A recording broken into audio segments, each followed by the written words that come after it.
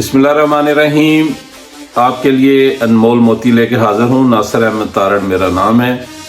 बारिश का कतरा सिप्पी और सांप दोनों पर गिरता है।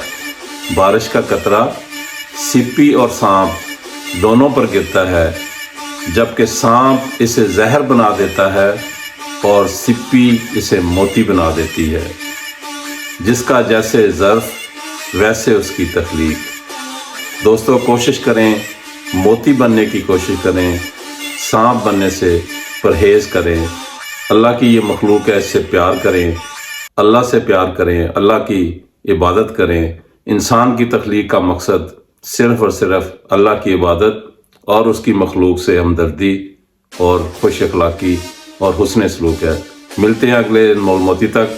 अपना ख्याल रखिएगा। बहुत सी दुआओं के साथ। अल्लाह हाफिज़। Bye bye.